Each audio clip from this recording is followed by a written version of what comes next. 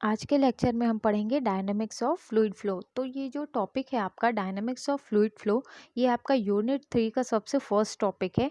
तो इसमें सबसे पहले आप ये समझिए कि डायनामिक्स ऑफ फ्लूइड फ्लो का मतलब क्या होता है। ये बोलता है कि डायनामिक्स ऑफ फ्लूइड फ्लो आपका फ्लूइड मैकेनिक्स की वो ब्रांच है जिसमें आप क्या करते हैं, फ्लूइड मोशन की स्टडी करते हैं, साथ साथ उस फोर्सेस की भी स्टडी करते हैं जिसके कारण जो फ्लूइड है वो आपका फ्लो हो रहा है। तो इसे ही हम क्या कहते हैं, फ्लूइड डायनेमिक्स कहते हैं।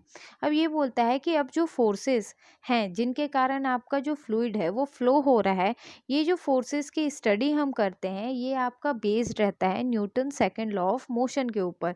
तो ये इसका बेसिकली इंट्रोडक्शन में इतना पोर्शन जो है इसमें एक्सप्लेन किया है। अब हम नेक्स्ट देखेंगे कि आपका इक्वेशन ऑफ मोशन क्या होता है।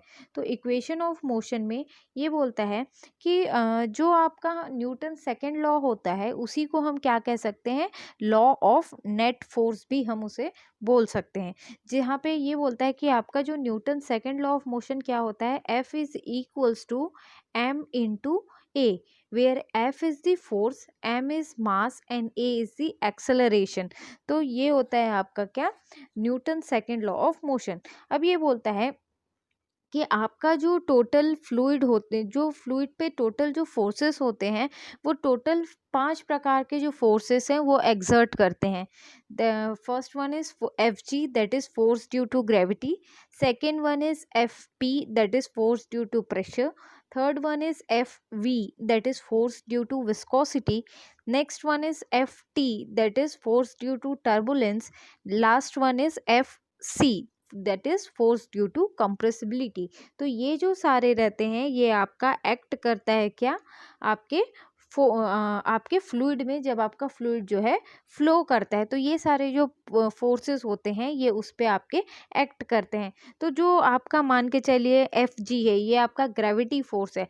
तो वेट के कारण जो फोर्स लग रहा है उसे आप क्या कहोगे, ग्रेविटी फोर्स कहोगे। प्रेशर के कारण जो फोर्स लग रहा है उसे आप क्या कहोगे, प्रेशर फोर्स कहोगे। लिक्विड का या बोल सकते हो जो विस्कोसिटी की वैल्यू है उसके कारण जो फोर्स लगेगा उसे आप क्या कहोगे, force due to viscosity. Next है आपका टर्बुलेंस, कि आपका स्ट्रीम लाइन में फ्लो हो रहा है, जब आपका लिक्विड ऐसे जिगजैग पाथ में मूव होता है तो ये टर्बुलेंस कॉज करता है, तो इसे हम टर्बुलेंट फ्लो कहते हैं।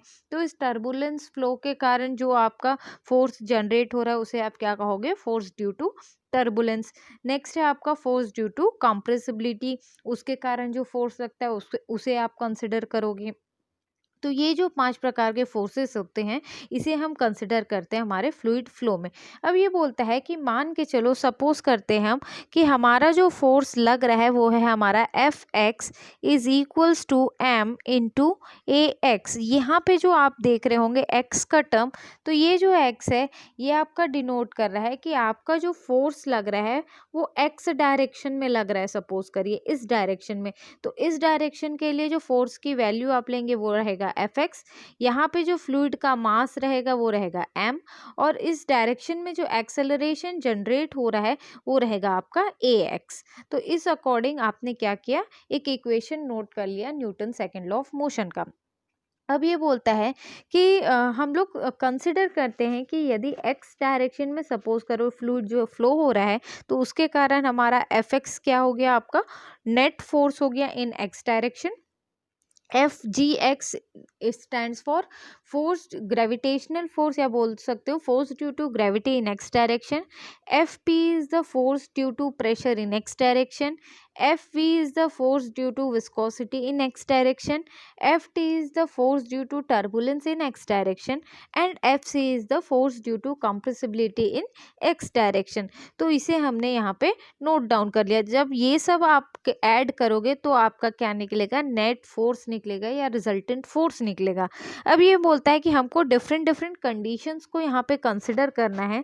सपोज करिए फर्स्ट जो कंडीशन है वो यहाँ पे कंसिडर कर रहा है, if the force due to compressibility Fc is negligible, the resulting net force, ये बोलता है अगर F इस इक्वेशन में आपका जो फ्लूइड फ्लो हो रहा है उस फ्लूइड की फ्लोइंग कंडीशन में एक कंडीशन ये दे रहा है कि कंप्रेसिबिलिटी के कारण जो फोर्स की वैल्यू है वो यहाँ पे हमारी ज़ीरो है, तो आपका इक्वेशन क्या हो जाएगा, ये फर्स्ट जो इक्वेशन है इसमें आप एफ सी की जगह ज़ीरो पुट करोगे तो ये आपका बचा हुआ इक्वेशन आएगा। ये जो बचा हुआ इक्वेशन आपको दिख रहा है जिसमें आपका force due to compressibility zero है, इसे ही हम क्या कहते हैं, रेनॉल्ड्स इक्वेशन ऑफ मोशन कहते हैं। तो ये होता है आपका क्या, रेनॉल्ड्स इक्वेशन ऑफ मोशन।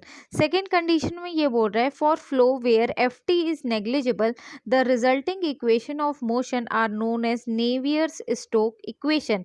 ये बोलता है अब ये जो आपका इक्वेशन 1 है इस इक्वेशन में बोलता है कि अगर आपका force due to turbulence, that means ये इंडिकेट कर रहा है जो फ्लूइड है आपका वो स्ट्रीम लाइन में फ्लो हो रहा है, तो यहाँ पे ये टर्बुलेंस हो नहीं रहा है तो टर्बुलेंस की वैल्यू क्या हो गई, ज़ीरो हो गई।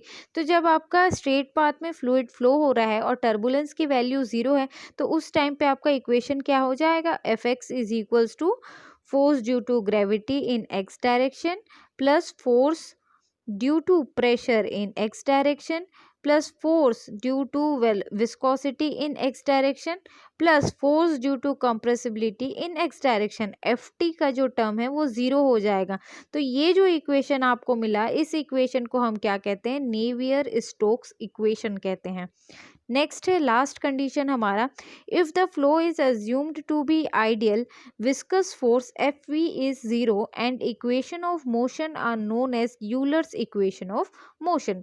ये बोल रहा है कि यदि हमारा जो फ्लूइड है वो आइडल कंडीशन पे है, आइडल फ्लूइड का विस्कोसिटी का जो वैल्यू होता है वो ज़ीरो होगा, तो विस्कस फोर्स आपका F, force due to viscosity आपका क्या हो जाएगा, ज़ीरो।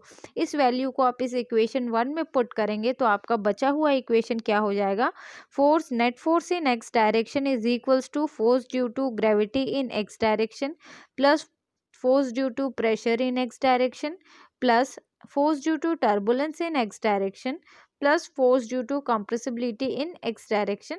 तो ये आपका क्या हो जाएगा, ये इक्वेशन को आप क्या कहोगे, यूलर्स इक्वेशन ऑफ मोशन।